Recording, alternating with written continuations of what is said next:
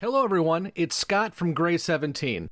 Our crew of newbies and first ones recently finished watching every episode of Babylon 5 Season 1, and we asked you, the fans, what your favorite episodes were. Be sure to hit that subscribe button and bell icon so you can join us on our Babylon 5 journey. So here it is, your top 10 Babylon 5 Season 1 episodes, as voted on by you. Don't worry, newbies, this list contains no spoilers for what happens after Season 1, so you're safe to watch. Number 10, The Quality of Mercy. What happens when you mix a serial killer from Shawshank Redemption and Maureen Robinson from Lost in Space? Well, the serial killer doesn't make it. The Quality of Mercy gives us more insight into Dr. Franklin and Talia while showing us how the criminal justice system works on B5. Whatever you do, don't join Carl Mueller's choir. While all this is going on, we get some great scenes between Londo and Lanier, where we learn more about young Lanier and get a bit more information on Londo's anatomy than we needed to know. I'll raise another 3.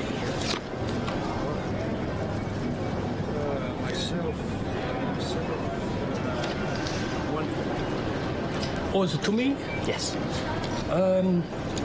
I'll raise a red. Red. I have those. Yes, you do. Number 9, Eyes.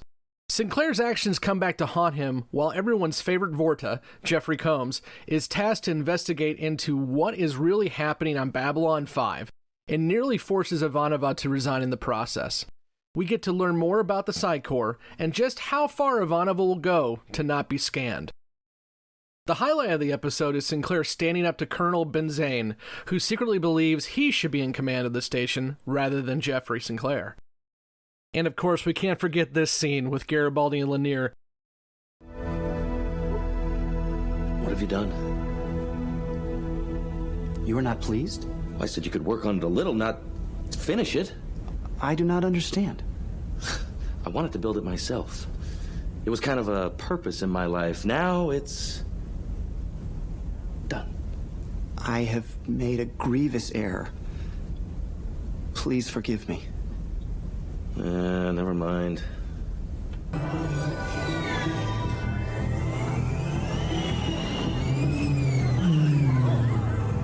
It's good to have things back to normal.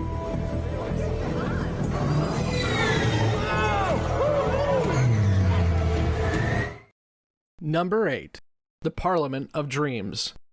Each culture on B5 gets the opportunity to present their dominant religions. Some will get drunk, some will get married, maybe. And if G'Kar isn't careful, he may just wind up dead. Either way it goes, we find out that Londo is absolutely stunning in purple. In this installment, we get a wonderfully dark moment when Na'Toth and G'Kar send the would-be assassin back to Narn to no pain, to no fear, and then to die. This episode ends with one of our favorite scenes of the entire season, when Sinclair presents the dominant beliefs of Earth for everyone to see. That's it, I'm leaving. This is where he said to wait, and this is where we're waiting. All right, we're all set. If you'll come this way.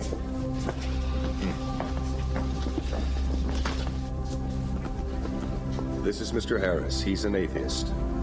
Father Crisanti, a Roman Catholic. Mr. Hayakawa, a Zen Buddhist. Mr. Rashid, a Muslim. Mr. Rosenthal, an Orthodox Jew. Running Elk of the Aglala Sioux faith.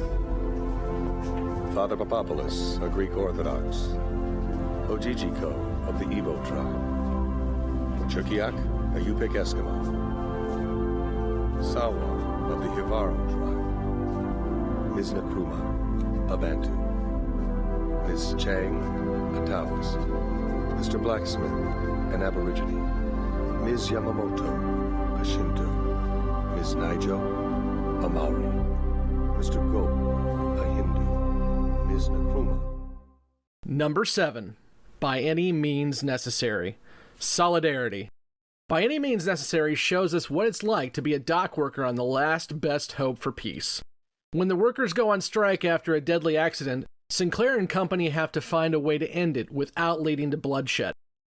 At the same time, Londo is making Jakar's life a living hell by withholding a flower that is meant to be used for a non-religious ceremony. At the end of the strike, Sinclair's loophole to end it is ingenious and shows off his character's ability to see the gray in situations. The Senate has empowered me to end this strike. I'm authorized to use any means necessary, correct, Mr. Zento? Yes, any means necessary. Am I assured of your full support on this? Absolutely. Then under that authority, I choose the following means to end this strike. 1. I am reallocating 1.3 million credits from Babylon 5's military budget to begin necessary upgrades of all dockside equipment and to start hiring additional workers. All right! 2. I am declaring a complete amnesty for any striking worker or guild representative who has committed no other crimes during this period. That's you, kid. You can't do this. You're right, I couldn't, until you convinced the Senate to invoke the Rush Act. You should never hand someone a gun unless you're sure where they'll point it. Your mistake. Number 6, A Voice in the Wilderness, Parts 1 and 2. Yeah, we kind of cheated. What is really down there in Epsilon 3? Science, and a big machine that has a big gun. This two-parter gives us a three-way standoff between B5, the Earth Force captain, and aliens who claim the planet for themselves. And we get to see a great rendition of the Hokey Pokey. You do seem to be a mass of contradictions. Exactly my point. Here, 6,000 years of recorded history. A history that includes remarkable composers, astonishing symphonies. But what is the one song that half of them sing to their children generation after generation?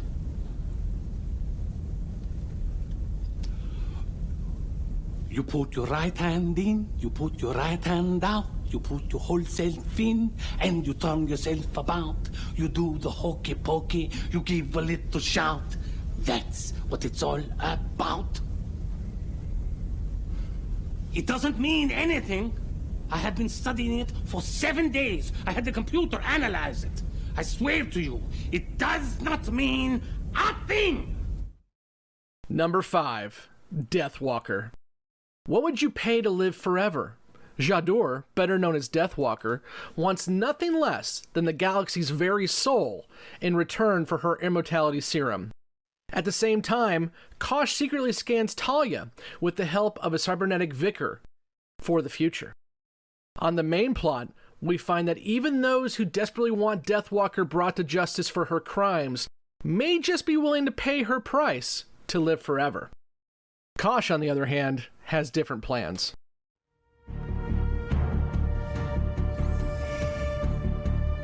Ambassador Kosh.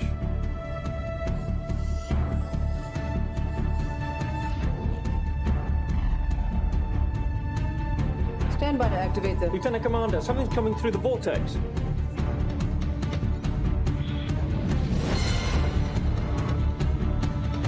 It's a Vorlon ship.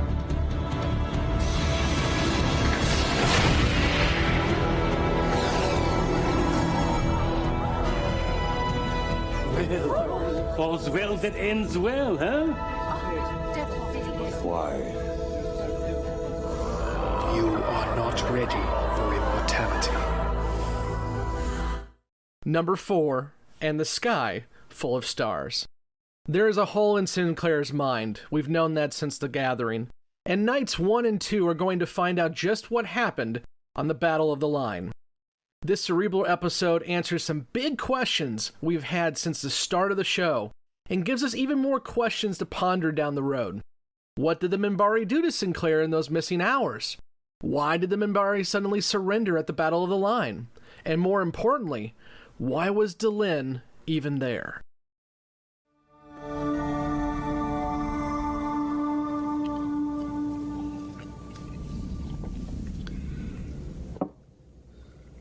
Computer. Personal log entry. 2,300 hours. I remember. Number 3, Chrysalis. Nothing is the same anymore. This season finale tosses over every table with a presidential assassination, Garibaldi shot in the back by one of his own, and Delenn beginning her transformation after speaking with Kosh. What will become of Babylon 5? What's going to happen to Delenn? Who killed the president?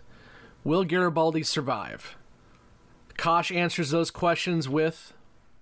to prepare them for the tasks ahead.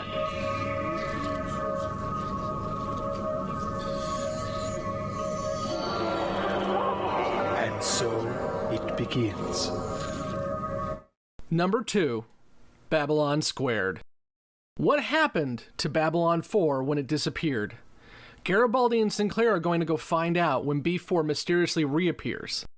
At the same time, Delenn goes to meet with the Grey Council, who decides that she is to be the new leader of the Minbari people. Unfortunately, no one ever asked for Delenn's vote. This episode was a favorite for our newbies and gives us one of the most memorable characters of the show, Zathras.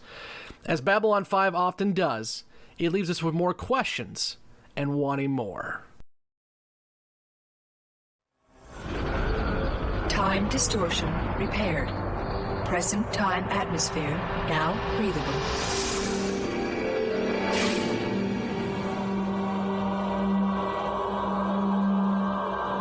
I tried. I tried to warn them. But it all happened just the way I remember it. I know. It's time. We have to go. They're waiting for us.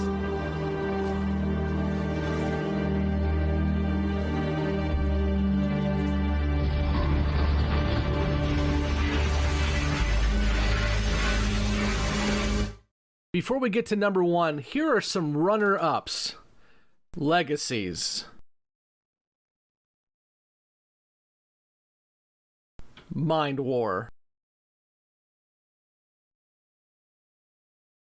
Born to the Purple. Number 1, Signs and Portents. You knew it had to be this one. The episode that introduces us to Mr. Morton, asks us and our heroes what we want, and shows fans that there is a plan for this series. Even though we still have some time before the show really becomes serialized, this episode foreshadows it. It's no surprise that Season 1 was named Signs and Portents. It's late. I'm in no mood for your games. I'm leaving shortly. I got what I came for. But, before I go, a gift from friends you don't know you have.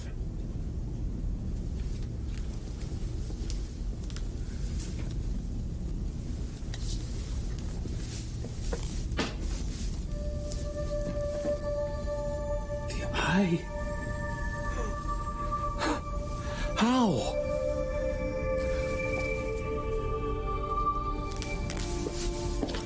Where did you go, eh? Let me buy you a drink. Let me buy you an entire fleet of drinks. How can I ever find you to thank you? We will find you, Ambassador.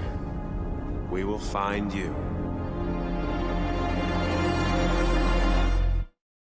Did your episode make the list? Which ones do you think shouldn't have made the cut? Let us know in the comments below, and stick with us as we rewatch every single episode of this groundbreaking series with our team of newbies and lifelong fans. Until next time. Be seeing you, Commander.